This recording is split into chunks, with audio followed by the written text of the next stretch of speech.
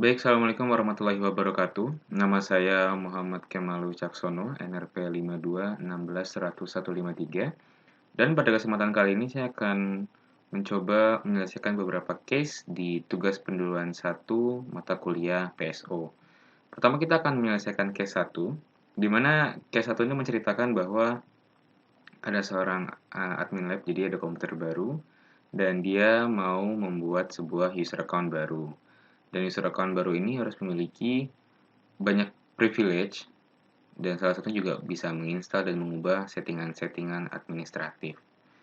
Dan ini menandakan bahwa kita harus membuat account administrator.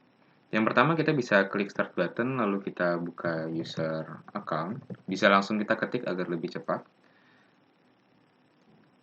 Lalu kita buka dan ini posisinya ada di control panel. Nah, sebenarnya kita sudah bisa melihat bahwa di sini kita sudah ada account administrator yang sudah terbentuk dari awal ketika kita melakukan instalasi Windows 10.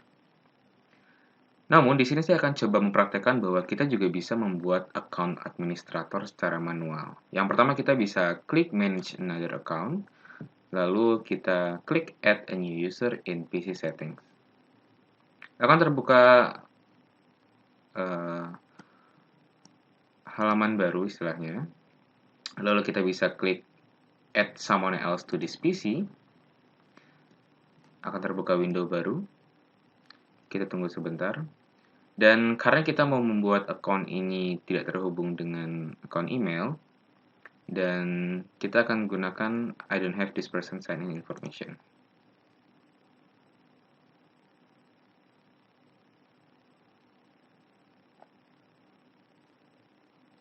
Lalu klik lagi add a user without a Microsoft account.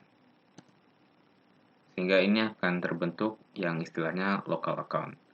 Dan kita akan buat username baru untuk account baru kita. Karena tadi minta account Timothy, nah kita akan masukkan namanya, bisa jadi Timothy strip admin. Dan agar lebih aman, sesuai dengan permintaan juga kita akan tambahkan password.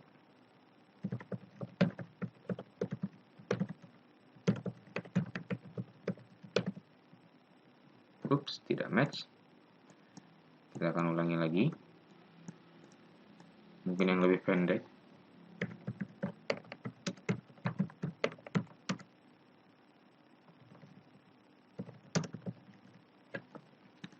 Sudah, kita akan klik next. Dan voila, terbentuk account baru Timothy Strip Admin Lab. Tapi, kita belum menentukan account ini sebagai apa tipenya. Pertama kita klik, lalu kita change account type. Nah, karena kita akan membuat account ini sebagai administrator, maka kita pilih administrator. Lalu klik OK. Sekarang kita cek lagi di manage account. Kalau kita klik, maka sudah muncul account Timothy Admin Lab sebagai administrator dengan password protected. Dan di sini kita sudah menyelesaikan case 1. Selanjutnya kita akan masuk ke case 2, masih di bagian user juga, di mana saat ini kita akan membuat account yang bisa diakses oleh guru dan murid. Nah, berarti ibaratnya ini adalah sebuah account umum yang bisa diakses oleh kalangan yang ada di sekolah. Masih sama seperti tadi, kita masuk ke user account lagi.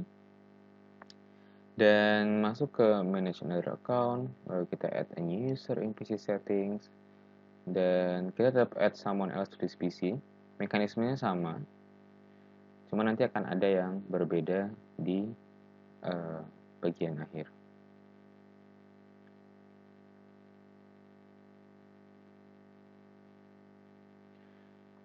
Kita akan masukkan mungkin dengan nama pengguna umum. Dan kita tidak akan gunakan password karena untuk masalah administratif itu sudah ada account administrator yang mengelola. Jadi account ini akan aman dan tidak mengubah settingan-settingan yang berbahaya ya jika diubah-ubah. Nah, sudah langsung jadi. Terus untuk memastikan bahwa kita akan menggunakan account type standard user, bukan administrator seperti sebelumnya. Nah, dengan demikian, account sudah terbentuk yang baru lagi. Nah, mungkin untuk perbandingan kita bisa lihat di bagian sini.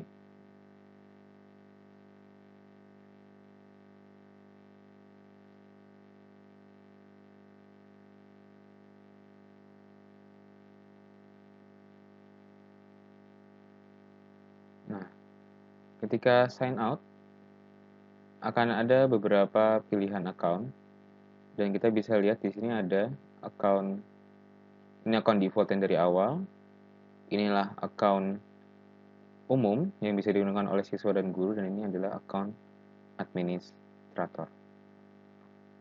Kita akan coba masuk ke account admin.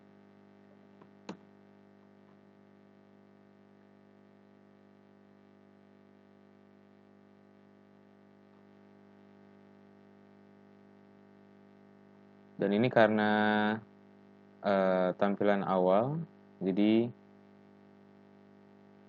masih seperti ini. Dia sedang mempersiapkan akunnya untuk jadi.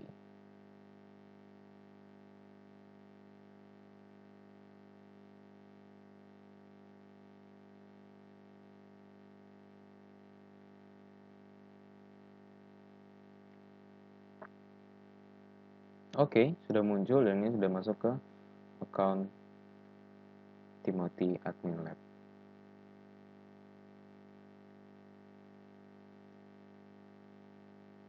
Kita juga bisa langsung masuk ke pengguna umum dengan cara sign in, dan mungkin nanti tampilannya akan sedikit sama. Nah, tapi nanti ini menandakan bahwa proses pembuatan account sudah selesai.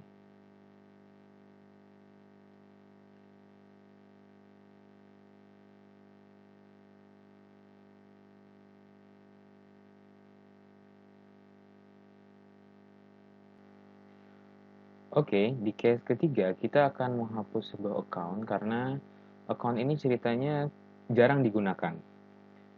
Oleh karena itu, kita akan menghapusnya melalui user account juga.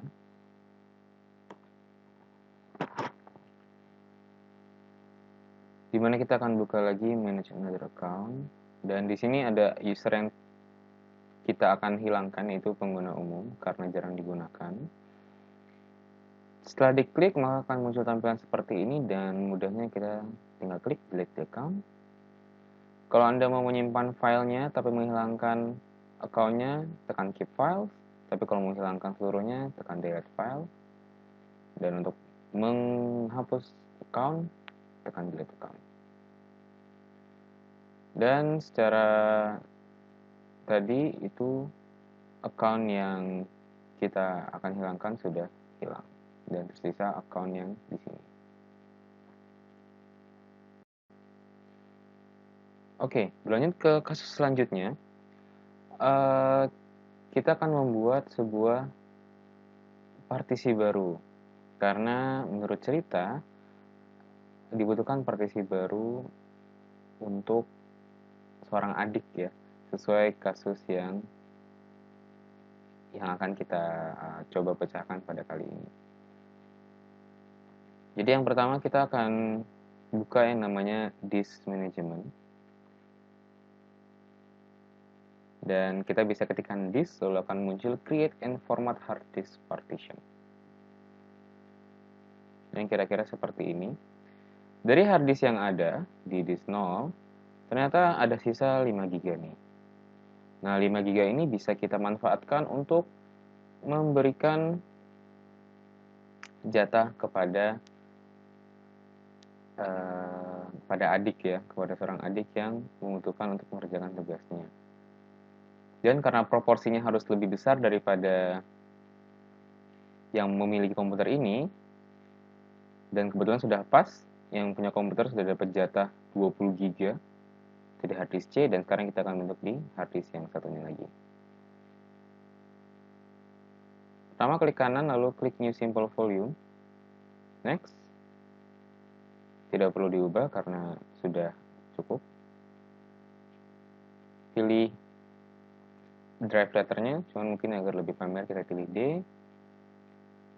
Dan kira-kiranya seperti ini. Volume labelnya kita ubah jadi untuk adik. Next. Setelah finish, dia akan memproses. Ya, ada suara-suara dari Windows dan menunjukkan bahwa harddisknya sudah terbentuk dan bisa digunakan.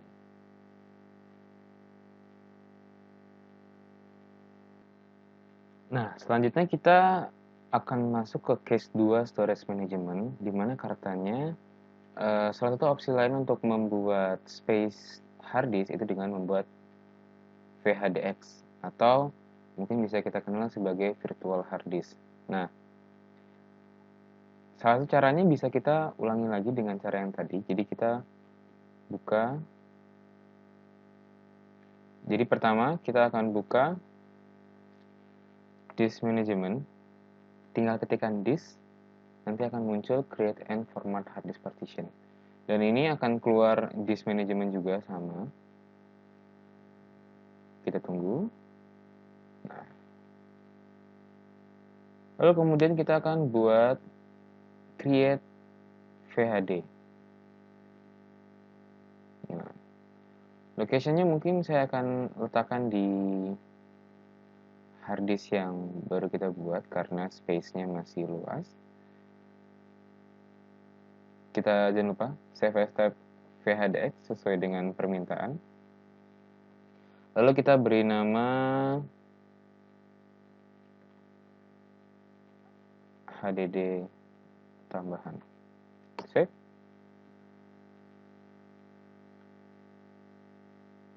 Nah, kita akan pilih VHDX dengan keterangan seperti ini, dan mungkin kita akan buat 2,5 GB kurang lebih. Ups, maaf. Nah, oke. Nah,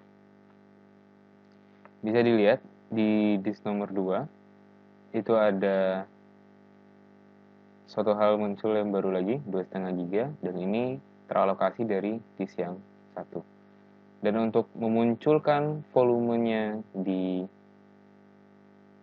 Explorer seperti yang lain-lainnya, nah ini kan belum muncul, maka kita akan lakukan hal yang sama. Cuman pertamanya kita akan initialize disk dulu. Nah, klik OK. Sudah online. Lalu kita akan membuat new simple volume. Next. Next. Kita akan buat HDD tambah. Next. Dan finish. Ya. Sudah muncul lagi harddisk baru di sini.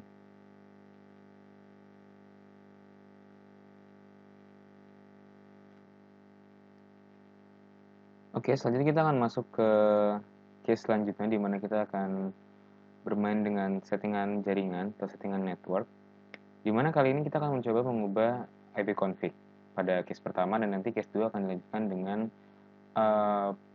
perubahan DNS. Jadi yang pertama, karena kita mau bermain dengan jaringan, maka pastinya kita akan masuk ke settingan network.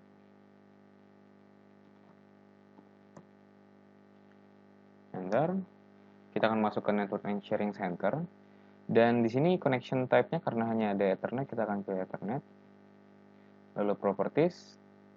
Dan nanti di properties kita akan menemukan Internet Protocol version 4, di mana sesuai dengan permintaan atau sesuai dengan kasusnya, kita akan mengubah IPv4. Nah, pada awalnya settingan basicnya adalah obtain an IP address automatically dan obtain DNS server automatically. Dan sekarang untuk mengubahnya kita akan use the following IP address. Nah, untuk membantu kita akan membuka command prompt, lalu mengetikkan suatu perintah yang bernama ipconfig.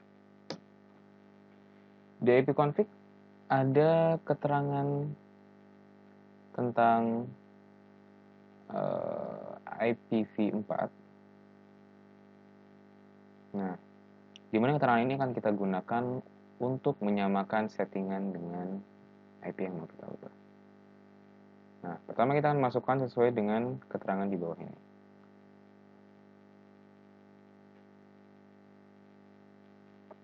10, 0, 2. Nah, bagaimana dengan digit terakhir atau 3 digit terakhir? Apakah bisa diubah? Ya, jawabannya bisa. Jadi ini berguna ketika memang ada komputer lab, lalu membutuhkan untuk jaringannya terkoneksi dengan baik, dan ini mungkin bisa jadi identifikasi komputer mana, dan angka tersebut menunjukkan komputer mana yang sedang diakses atau yang sedang terhubung. Misalkan ini adalah komputer nomor 32, maka kita bisa masukkan 32 atau mengganti 32.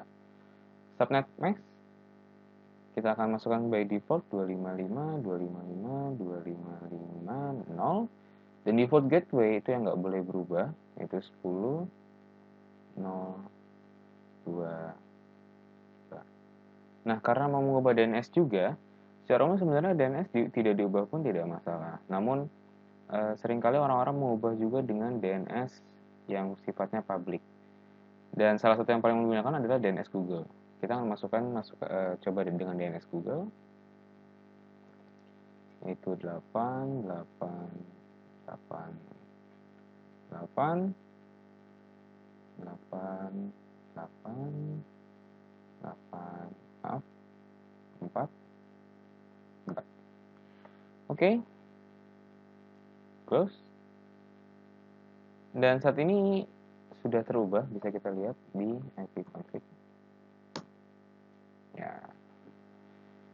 IP4 address sudah terubah, default gateway juga sudah terubah.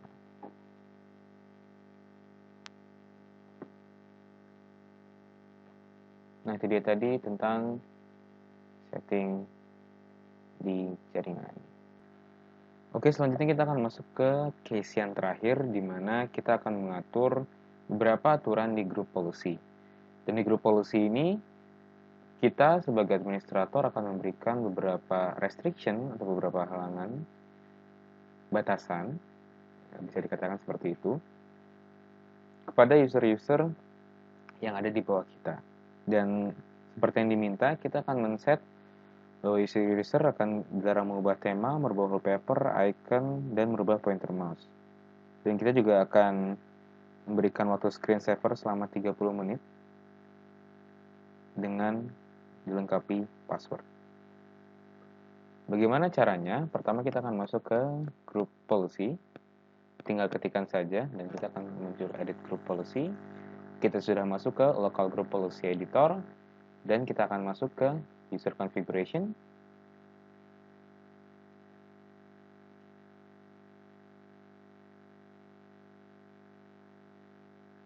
Kemudian masuk ke administrative template. Lalu kita akan masuk control panel dan kita akan masuk ke personalization. Di personalization ini kita akan enablekan atau mengaktifkan beberapa fitur. Yang pertama adalah prevent changing theme, di mana tema tidak boleh diubah. Kemudian kita juga akan enable screensaver, karena kita akan menjalankan screensaver nanti.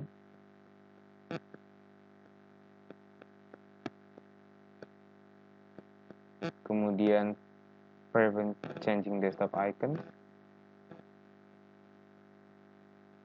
prevent changing mouse pointer, dan kita akan memberikan password protect di screensaver.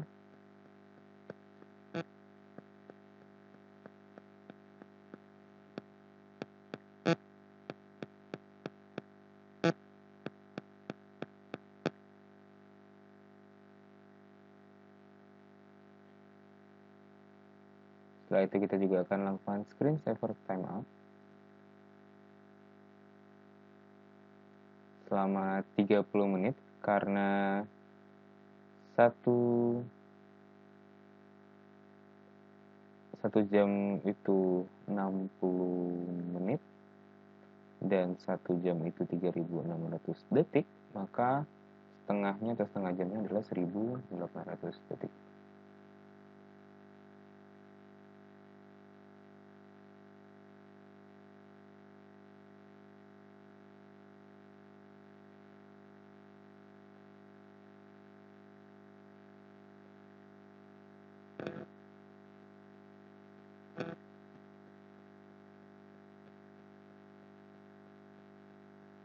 Oke, pastikan changing time sudah ter-enable, screensaver juga enable karena kita akan menggunakan screensaver. Kemudian, oh iya, kita lupa satu, prevent changing desktop background, kita juga enable,